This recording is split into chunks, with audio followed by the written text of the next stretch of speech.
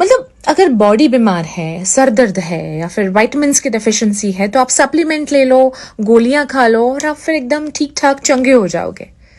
पर मन के रोगों का क्या?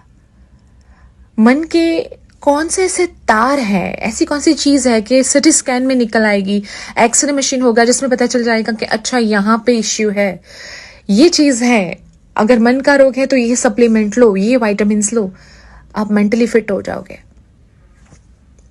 पर ऐसा तो कोई मशीन ही नहीं है। साइंस ने इतने सारे इन्वेंशंस किए हैं पर हमें पता ही नहीं है कि एक्चुअली हमारे मन को भी विटामिन्स चाहिए। नहीं लगता आपको ऐसा? विटामिन्स एंड सप्लीमेंट्स अगर शरीर को ठीक कर सकते हैं तो मन को क्यों नहीं? पर ये अलग बात है कि ये जो विटामिन है ये आपको बाजार में नहीं मिलेंगे। हाय, मेरा नाम जिया है और आप मेरे साथ ख्यालों वाली खिड़की में हो और आज का टॉपिक ही है विटामिन B12। हमारा जो मन होता है वो सबसे ज्यादा अफेक्ट करता है, हमारी बॉडी बाद में अफेक्ट करती है। हम अपनी जिंदगी से खुश ना हो, इस पैंडेमिक की वजह से बहुत सारी चीजों में बदलाव आया है, लाइफ पहले जैसी नहीं रही है, चाहे फाइनेंशियल स्ट्रेस हो, रिलेशनशिप का स्ट्रेस हो, ऐसी बहुत सारी चीजों का मिक्स हो जाना भी दिमाग को और मन को काफी चोट पहुंचाता है। सो सबसे ज्यादा अफेक्ट हम कहाँ करते हैं? रिश्तों में, जिंदगी में। जो चाहा वो ना मिला, जो एक्सपेक्ट किया था उस हिसाब से हुआ नहीं। जो रिश्ते होते हैं ना, ये हमारे मन को सबसे ज्यादा, हमारे मन पे इम्पैक्ट छोड़ जाते हैं। सुख का कारण भी वो होते हैं और दुख की वजह भी ये हमारा मन ही होता है।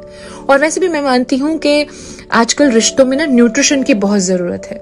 मतलब अगर आप टाइम टाइम पे अपने मन को न्यूट्रिशन देते रहे तो आपके आसपास सब कुछ ठीक हो सकता है। सिंपल।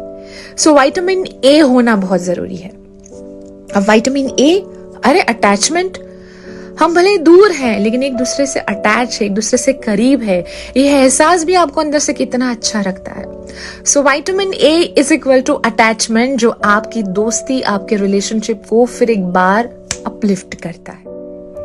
और विटामिन ए को विटामिन बी का अगर सपोर्ट मिल जाए तो रिलेशनशिप बहुत ज्यादा रिफ्रेश हो जाता है। विटामिन बी, अरे उसमें तो बहुत सारे टाइप्स है ना, B3, B5, B12। बिल्कुल वैसे ही विटामिन बी यानी कि बॉन्डिंग। जब रिश्तों में गलतफहमियां होती हैं तो बॉन्डिंग कमजोर हो जाती है। सो गलतफहमियों के वायरस से लड़ने के लिए विटामिन बी बहुत अच्छा काम करता है, क्योंकि रिश्ता सिर्फ टेम्पररी नहीं होता, वो याद बन के आगे संभालने के लिए भी बहुत काम करता है। और इसी विटामिन बी के साथ अगर आप बारी बारी जब जरूरत हो विटामिन सी ऐड कर दो, थोड़ी सी केयर, थोड़ा सा कॉन्फिडेंस तभी आता है आपके रिलेशनशिप में। और अगर उसमें साथ हो हफ्ते में एक बार विटामिन डी का, यानी कि डेडिकेशन। इस दुनिया में कोई भी रिश्ता नहीं है जो बिना डेडिकेशन आगे बढ़े। दुनिया में ऐसा कोई काम नहीं है कि बिना डेडिकेशन हो पाए। और ये तो रिश्ते हमारे मन से जुड़े हुए हैं। सारे विटामिन्स रिश्तों की इम्यूनिटी बढ़ाएंगे। और वैसे भी कहते हैं ना, मम्मी पापा नहीं कहते, साल में एक बार तो बॉडी चेकअप करा दो, और वैसे भी इस पैंडेमिक में तो बहुत जरूरी है। बिल्कुल वैसे ही मन का चेकअप भी बहुत जरूरी है। वक्त आने पर ये सारे विटामिन्स हमारे मन को, हमारी जिंदगी के रिश्तों को फिर एक बार जीने लायक बना देते हैं। इनकी इम्यूनिटी बूस्ट हो जाती है। That's why it's very very necessary कि वक्त आने पर vitamin A, B, C, D आप अपनी मर्जी से अपने सप्लीमेंट्स ऐड करते रहिए।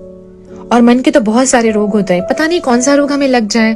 कंपैरिजंस, पॉजिटिवनेस, खामोशी, गलतफहमियां, अविश्वास, न जाने कौन सा रोग हमारे मन को और हमारे रिश्ते को खतरा पहुंचा दे।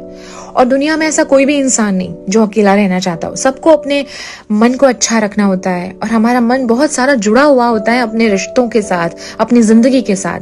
तो बस संभालिए अपने मन को, उसकी देखभाल कीजिए, वरना वो आइसोलेशन मोड पे चला जाएगा। और वैसे भी रिश्तों को न्यूट्रिशन की जरूरत बारी बारी होती है। उन्हें सींचना पड़ता है, उनके साथ ग्रो होना पड़ता है, उनकी देखभाल करनी पड़ती है। इस दुनिया में सबसे डिफिकल्ट अगर कोई मेंटेनेंस मांगता है ना तो वो रिश्ता है। और हर रिश्ते के साथ हमारा मन जुड़ा हुआ है। सो ध्यान रखिए, दूसरों के लिए नहीं, खुद के लिए, अपने लिए, अपने मन के लिए। Take care.